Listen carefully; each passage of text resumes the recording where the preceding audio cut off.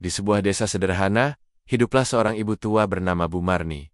Tubuhnya sudah bungkuk, tapi semangat hidupnya tak pernah pudar. Sehari-hari ia tinggal di rumah reyot berdinding anyaman bambu. Ia hidup dari menjual daun pisang dan memelihara beberapa ekor kambing milik tetangganya. Sebagai buruh harian, Bu Marni hanya punya satu anak, lelaki bernama Fikri. Dulu, ia sekolahkan Fikri dengan susah payah. Ia menjual gelang emas pemberian almarhum suaminya, bahkan pernah puasa berhari-hari agar bisa membayar uang sekolah.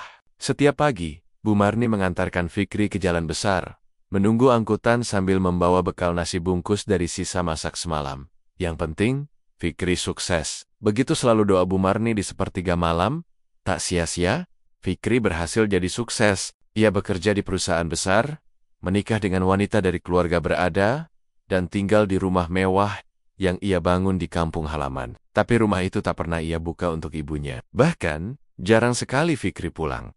Suatu hari, datang kabar kalau istri Fikri ingin pulang kampung, dan Fikri akan pulang bersama keluarganya. Mendengar kabar itu, Bu Marni langsung bahagia. Ia pikir, mungkin kali ini Fikri akan menjemputnya, atau setidaknya mengajaknya tinggal bersama. Dengan tangan gemetar, ia membersihkan kebun, menyapu jalan setapak, bahkan menyiapkan makanan kesukaan Fikri. Tapi saat mobil Fikri berhenti di depan rumah, hal yang terjadi justru menusuk hati Bu Marni. Fikri turun tanpa senyum. Istrinya bahkan tak menoleh. Dan Fikri langsung berkata dengan nada dingin, "Bu, rumah ini nggak cocok buat ibu. Istri saya nggak suka kalau rumah jadi bau karena kambing-kambing. Ibu, nanti ibu tinggal di belakang aja ya. Kandang kambing itu kan kosong." Bu Marni terdiam. Tangannya yang memegang bungkus lauk untuk Fikri perlahan gemetar. Ia tak menjawab, hanya menatap tanah. Dalam hatinya, hanya satu kata yang berbisik, "Anakku." Langit mulai gelap ketika Bu Marni memandangi kandang tua di belakang rumah. Bangunannya dari kayu kasar, atap sengnya berkarat, dan bau bekas kotoran kambing masih tercium. Tapi di sanalah kini ia harus tinggal, karena anaknya tak ingin rumah barunya ternoda. "Ibu cuma sementara di sini ya, sampai rumahnya Fikri nanti selesai direnovasi," kata Fikri singkat. Padahal jelas-jelas rumah itu baru dibangun. Megah dan kosong, istrinya, Dinda, hanya menatap tajam dari balik jendela. Seolah kehadiran Bu Marni mengganggu ketenangan hidup mereka, dan Fikri tak sanggup menatap mata ibunya lama-lama. Dengan perlahan, Bu Marni menggelar tikar bekas di lantai kandang. Ia susun 2 kardus bekas sebagai meja kecil. Dia letakkan Al-Quran, lusuh, dan lampu minyak pemberian tetangganya. Tak banyak barang yang ia punya, hanya 1 koper kecil berisi baju lama, dan foto Fikri kecil yang selalu ia simpan. Malam pertama di kandang itu begitu sunyi. Angin masuk dari celah dinding, tikus berlarian, tapi bukan itu yang membuat Bu Marni tak bisa tidur. Ia memeluk foto kecil Fikri dan berbisik, "Nak, ibu tidak marah, ibu cuma rindu." Di rumah depan, Fikri makan malam dengan keluarga kecilnya. Meja makan dipenuhi makanan enak, tapi di kandang itu, Bu Marni hanya punya sisa nasi semalam yang ia hangatkan dengan air panas. Pagi harinya, suara ayam membangunkannya. Badannya pegal, tapi wajahnya tetap tegar. Dia menyapu halaman rumah anaknya, mencuci mobil Fikri, dan memetik bunga untuk ditaruh di teras depan. Namun, Dinda kembali marah. "Bu, ini mobil baru. Tolong jangan sentuh-sentuh ya. Kalau lecet siapa yang tanggung jawab?" Fikri hanya diam, tak membela. Bu Marni menunduk, menahan luka di hatinya. Tapi ia tetap menjawab pelan, "Maaf ya nak, ibu cuma mau bantu." Hari-hari berlalu. Kandang kambing itu menjadi tempat tinggalnya. Disitulah ia salat, makan, tidur, dan meneteskan air mata. Ia tak pernah mengeluh. Bahkan, setiap malam, ia masih mendoakan Fikri agar diberi keberkahan. Tak pernah sedikit pun keluar dari mulutnya rasa kecewa. Tapi dari mata Bu Marni, dunia seperti tahu bahwa hatinya sedang remuk redam. Musim hujan akhirnya tiba. Angin kencang bertiup sejak sore. Langit menghitam, dan awan mendung bergulung seperti pertanda akan turun hujan dari langit. Bu Marni duduk memeluk lututnya di sudut kandang. Angin masuk dari sela-sela dinding reyot. Sore itu, ia baru selesai mencuci baju Fikri dan keluarganya. Ia belum sempat menjemur ketika hujan tiba-tiba turun deras. Deras sekali, tak butuh waktu lama, hingga air menetes dari atap seng yang berlubang. Genangan mulai terbentuk di bawah tikar tempat Bu Marni biasa tidur. Kasur tipis yang ia dapat dari tetangga mulai basah. Lampu minyak padam tertiup angin. "Ya Allah, lindungilah hamba-Mu yang hina ini," lirihnya sambil menggenggam Al-Quran yang mulai lembab petir menyambar. Kandang itu berguncang pelan. Bu Marni menggigil, kedinginan, tapi tak ada yang datang menanyakan kabarnya. Tak ada yang peduli apakah ia sudah makan malam atau tidak.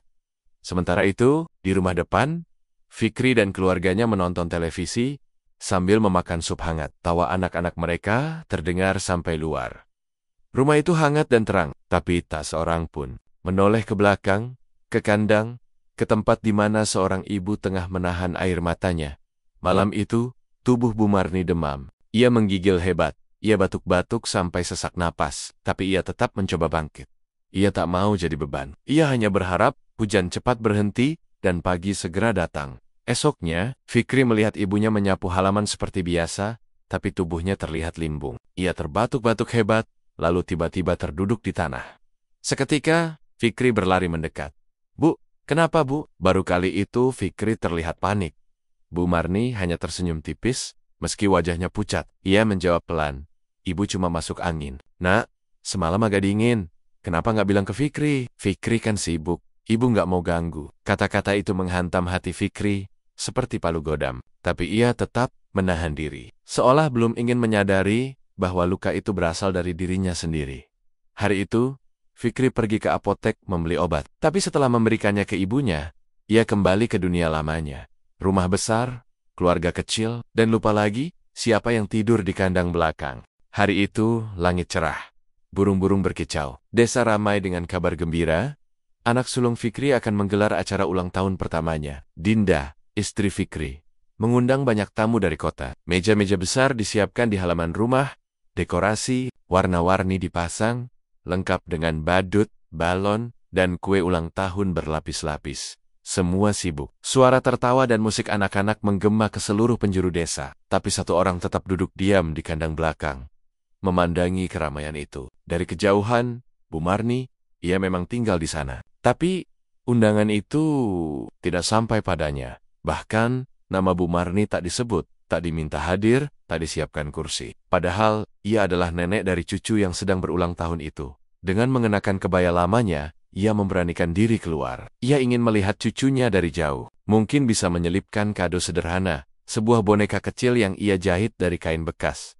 Tapi baru selangkah keluar dari belakang rumah, Dinda melihatnya. Dengan nada tinggi dan senyum palsu di depan para tamu, ia berbisik, "Bu, tolong jangan kesini dulu ya. Tamunya banyak dari kota. Nanti malu, pakaian ibu juga kotor." Bu Marni terdiam, matanya berkaca-kaca. Ia menunduk dan perlahan mundur kembali ke kandang, memeluk boneka kecil yang tak jadi diberikan. Dari celah kayu kandang, ia melihat cucunya tertawa-tawa, diangkat oleh badut. Anak kecil itu begitu bahagia, dikelilingi hadiah, makanan, dan tawa. Tapi sang nenek, yang seharusnya turut bahagia, justru menyeka air mata dalam diam. Di dapur, pembantu rumah tangga yang kasihan, diam-diam, membawa sepotong kue ke kandang. "Nek, ini kuenya, maaf ya, saya nggak bisa lama." Bu Marni tersenyum sambil menahan tangis. "Makasih nak, ini sudah lebih dari cukup." Malam harinya, pesta usai. Semua tertidur lelah, tapi Bu Marni masih terjaga. Ia menatap bintang, sambil memeluk boneka kecil itu. "Nak, ibu nggak butuh undangan. Ibu cuma ingin ikut bahagia melihat cucu ibu." Meski dari jauh, musim hujan belum juga reda. Hari-hari berlalu dalam dingin dan sunyi bagi Bu Marni. Sejak pesta ulang tahun cucunya itu, tubuhnya semakin lemah, batuknya makin parah, nafasnya sesak, dan wajahnya pucat. Tapi ia tetap menyembunyikannya dari Fikri. Setiap pagi, ia tetap bangun lebih dulu dari semua orang, menyapu halaman, mencuci pakaian, membersihkan teras. Meski tubuhnya gemetar, ia tak ingin disebut beban. Ia hanya ingin tetap berguna. Tapi Fikri tak pernah benar-benar melihat. Matanya sibuk dengan ponsel dan pekerjaannya. Hatinya sibuk dengan urusan kota dan Dinda. Ia tak pernah menyapa Bu Marni kecuali untuk melarang sesuatu. Suatu pagi, Bu Marni pingsan saat sedang menyapu. Badannya panas, wajahnya pucat seperti tak ada darah yang mengalir. Tetangga yang melihat segera memanggil Fikri.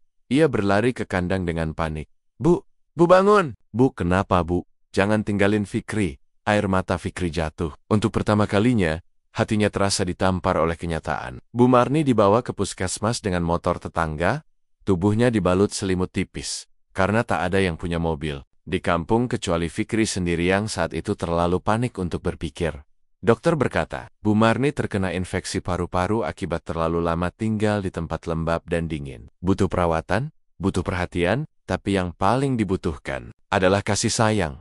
Malam itu, di ruang perawatan sederhana, Fikri duduk menatap ibunya yang tertidur lemah. Di tangannya, ia menggenggam foto lama dirinya masih kecil, dipeluk erat oleh Bu Marni yang saat itu masih kuat. Di dadanya, terasa sesak.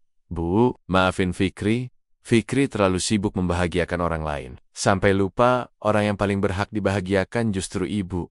Bu Marni membuka mata perlahan. Ia tersenyum lemah, tapi matanya masih penuh kasih sayang. Ibu gak pernah marah, Nak. Ibu cuma rindu kamu bicara lembut, seperti dulu waktu kecil.